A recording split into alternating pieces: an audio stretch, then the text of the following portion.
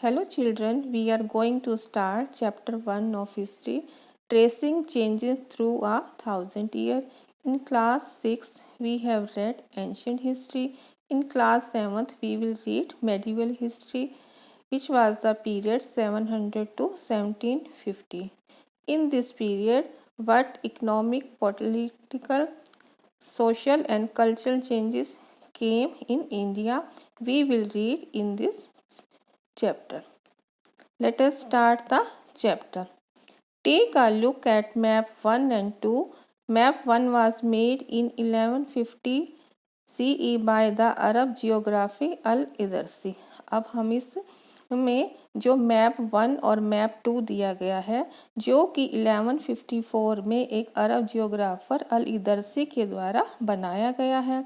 The section reproduced here is a detail of the Indian subcontinent from his larger map of the world. जो कि इसमें Indian सब continent का एक map provide यहाँ पर बनाया गया है.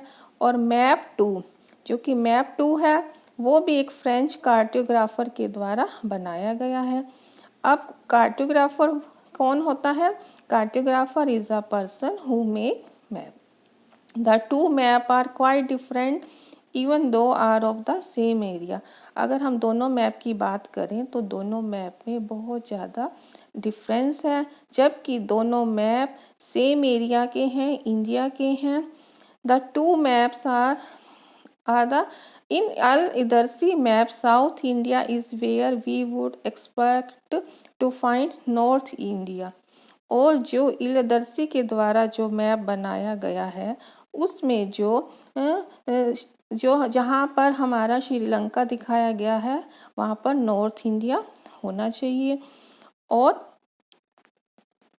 South India is where we expect to find north India, और साउथ इंडिया वहाँ पर है जहाँ पर नॉर्थ इंडिया होना चाहिए. And Sri Lanka is the island at the top, और श्रीलंका जो एक आइलैंड है उसे टॉप पर दिखाया गया है. And place names are marked in Arabic, और जो प्लेस जगहों के नाम हैं वो भी अरेबिक लैंग्वेज में, अरबी लैंग्वेज में दिया गया है.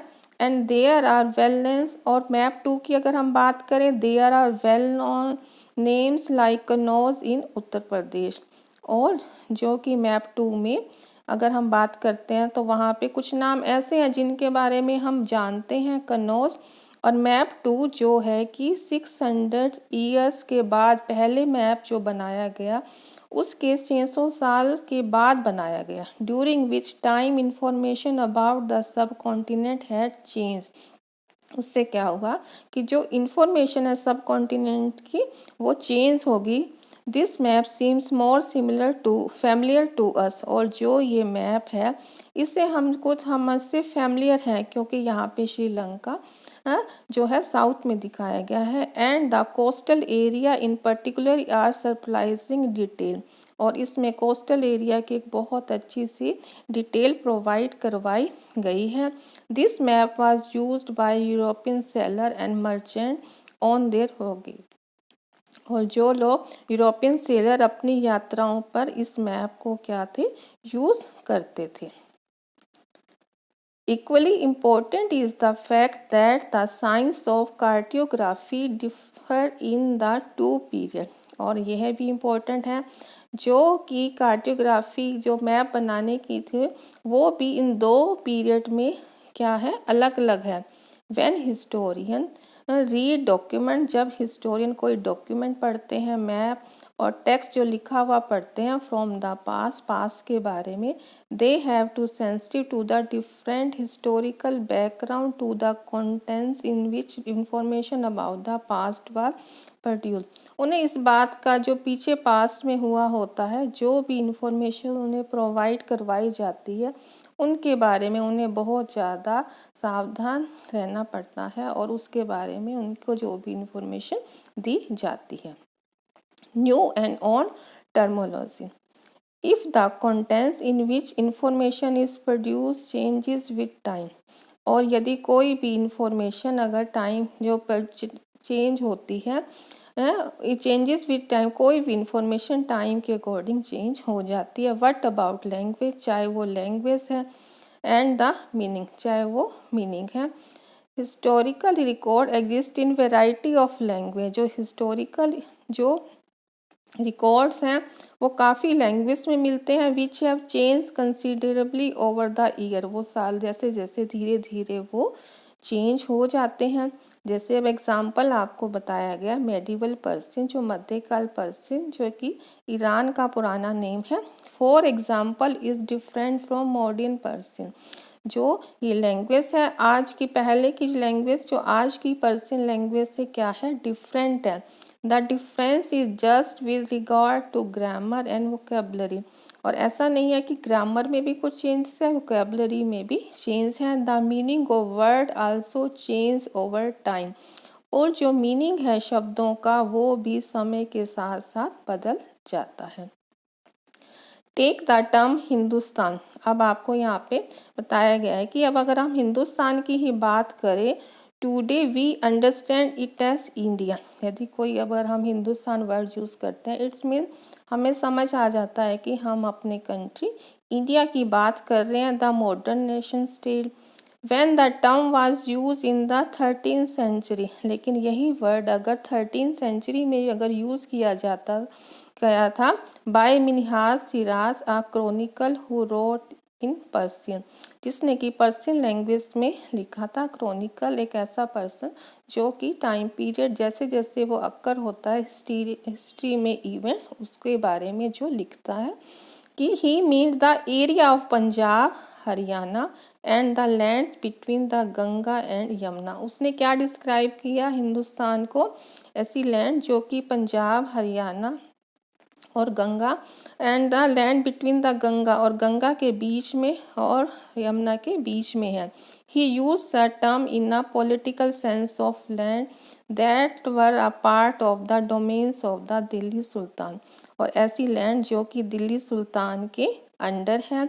The area included in this term shifted with the extent of the Sultanat, but the term never included with South India, और धीरे धीरे दिल्ली सल्तनत का जो एरिया था वो इंक्रीज होता गया, लेकिन उसमें कभी भी साउथ इंडिया को इंक्लूड नहीं किया गया।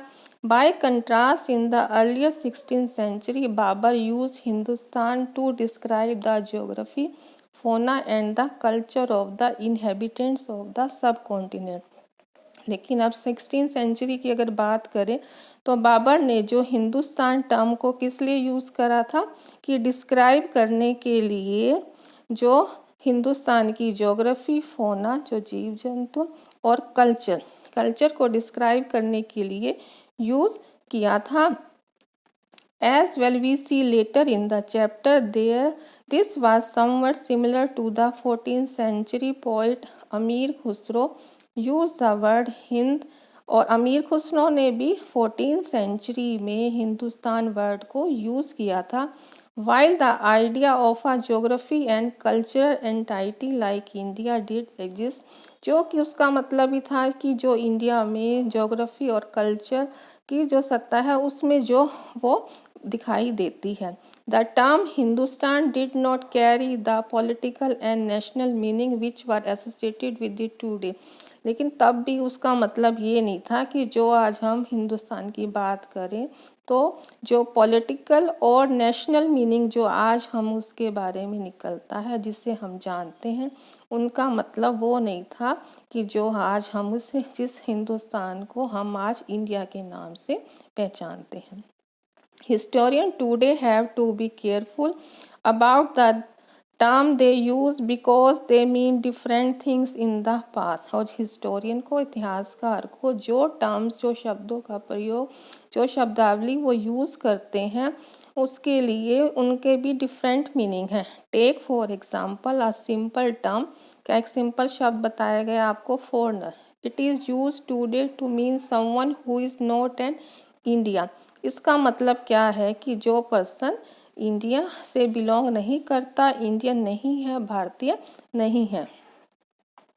In the medieval period a foreigner was any stranger who appear से in given village.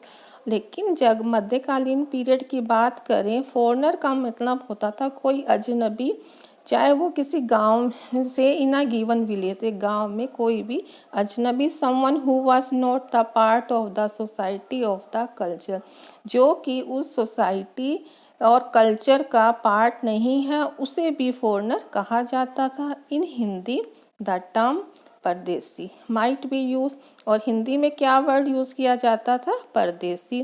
To describe such a person in Persian, अजनबी, और पर्सियन लैंग्वेज में वर्ड यूज किया जाता था अजनबी।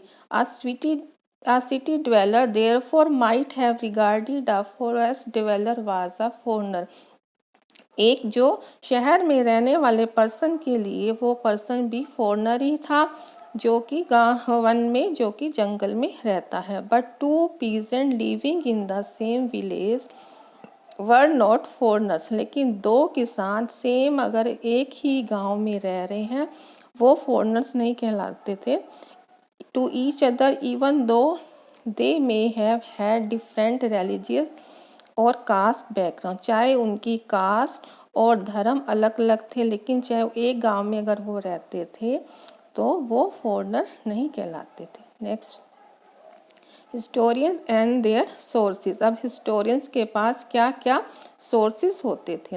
Historian use different type of sources to learn about the past depending on the periods of their study and the nature of their investigation। अब historian के पास बहुत सारे सोर्सेज हैं, डिफरेंट सोर्सेज, और वो डिपेंड करते हैं कि वो किस पीरियड को स्टडी कर रहे हैं और वो कैसे इन्वेस्टिगेशन कर रहे हैं। Last year for example read about rulers of the Gupta dynasty and the Harshvardhan. Last year class 6 में हमने गुप्ता रूलर और हर्षवर्धन के बारे में पढ़ा है। In this book we will read about the following 1000 year from रफली 700 टू 750। इस बुक में हम जो पीरियड पढ़ेंगे वो 700 से ऑलमोस्ट 750 तक के बारे में पढ़ेंगे।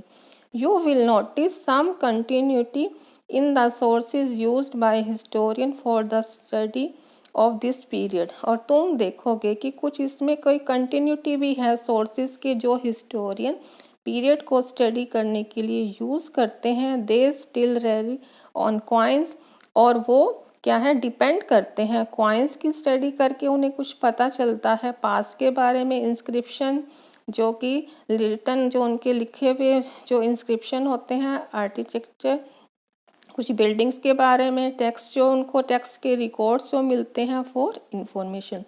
But there is also considerable discontinuity, लेकिन इनके बीच में भी डिसकंटिन्यूटी है, वो एक जैसे नहीं है। The number and variety of textual record increase dramatically. अब जैसे जैसे पीरियड बढ़ता गया तो अब उसमें बहुत सारे जो लिखे हुए रिकॉर्ड्स जो थे वो बढ़ने लगे। They slowly displace other types of available information, अब एक इंफॉर्मेशन दूसरे पर आने लगी।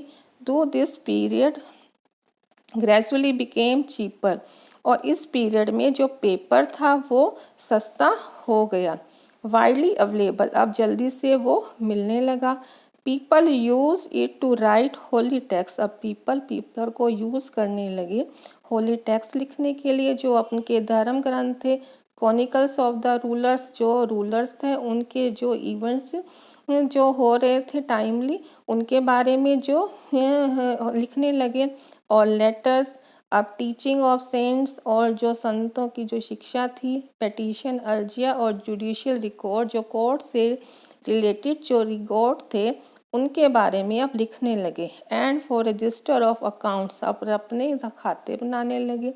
एंड द टैक्सेस, और manuscript was collected by wealthy people. Manuscript होता है जो ऐसे रिकॉर्ड जो कि रिटन बाय हैंड, जो हाथ से लिखे जाते थे, वो जो अमीर पीपल थे उनके द्वारा कलेक्ट किए जाने लगे। रूलर्स के द्वारा, राजाओं के द्वारा, मोनेस्ट्री जहाँ पर बुद्धिस्ट लोग रहते हैं, एंड टेम्पल्स, इनके द्वारा ये सब चीज़ें कलेक्ट किए जाने लगी।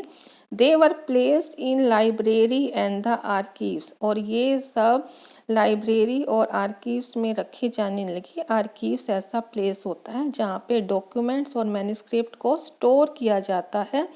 और today all national and state government have archives where they keep all their record, official record and the transaction. This manuscript and the document provide a lot of detailed information to historian. और यहाँ पर जो historian को इन manuscript से और document से बहुत ही ज़्यादा इनको क्या है इंफॉर्मेशन मिलती है, but they are also difficult to use, लेकिन इन्हें यूज़ करना क्या है डिफ़िकल्ट है। There was no printing press, उस दौरान में प्रिंटिंग प्रेस नहीं थी। सो स्क्राइब्स होता है एक ऐसा पर्सन जो डॉक्यूमेंट्स को कॉपी कर सकता है। कॉपीड मैन्युस्क्रिप्ट बाय हैंड, जो कि मैन्युस्क्रिप्ट को हैंड से कॉपी कर सकता है। If you ever copied a friends homework you will know that this is not a simple exercise.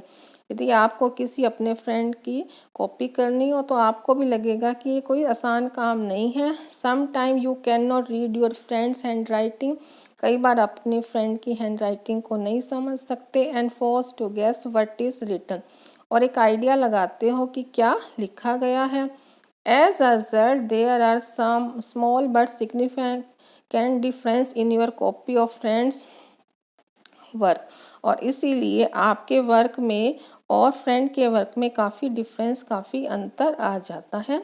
Manuscript कॉपिंग is somewhat similar, और मैन्युस्क्रिप्ट का मीनिंग भी सम एक तरह से ऐसे ही है एज सब्सक्राइब कॉपीड मैन्युस्क्रिप्ट। जब वो मैन्युस्क्रिप्ट को कॉपी करते थे they also introduce small changes, और वो कुछ स्मॉल चेंजेस कर देते थे। अ वर्ड हेयर, या तो कोई एक शब्द या सेंटेंस देयर या इधर उधर हो जाता था। These small differences grew over centuries of copying until manuscript of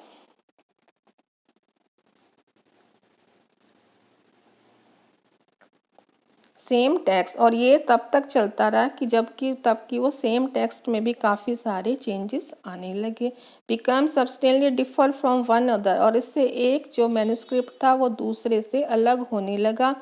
this is a serious problem because we rarely find the original manuscript of the author today, और ये बहुत ही प्रॉब्लम होने लगी कि अब हमें ओरिजिनल जो मैन्युस्क्रिप्ट था उसको ढूंढना बड़ा मुश्किल हो गया आज के टाइम में। We are totally dependent upon the copies made by latest subscribes. अब हमें किस पे डिपेंड रहना पड़ता था, जो लेटेस्ट कॉपी जो बनती थी, स्क्राइब्स जो बनाता था उसी को ही हमें मानना पड़ता था। As a result historian have to read different manuscript version of the same text to guess what the author had originally written। इसलिए जो कि एज हिस्टोरियंस को अब डिफरेंट मैन्युस्क्रिप्ट पढ़ने पड़ते थे, और उनको एक आइडिया अंदाज़ा लगाना पड़ता था कि उन्होंने अब क्या क्या लिखा है। On occasion author revise their chronicles at different time, और जो ऑथर से बार बार जो क्रॉनिकल्स पीरियड को भी वो डिफरेंट टाइम में रिवाइज करते थे, देखते थे कि पीछे क्या लिखा गया है। The 14th century chronicle Ziauddin Barani wrote the chronicle first in 1356। अब एक क्रॉनिकल जियादुद्दीन बेरेंट की बात की जाए तो उसने 1356 में लिखा, और अनदर वर्जन 2 years, और दूसरा वर्जन 2 साल के बाद। The two differ from each other, लेकिन दोनों जो मैन्युस्क्रिप्ट लिखे गए उनमें दोनों में अलग अलग हैं। But historian did not know about the existing of the first version until the 1960। लेकिन जो हिस्टोरियंस को जो पहला वर्जन था 1960 तक उनके बारे में पता ही नहीं था। It remain lost in large library collection, और ये जो था कि लाइब्रेरी जो कलेक्शन में जो बहुत ये जो डॉक्यूमेंट उस वक्त तक ये छिपा रहा, और किसी को पता भी नहीं था कि इसका फर्स्ट वर्जन भी है। Okay children, next remaining part of the chapter we will do in next video.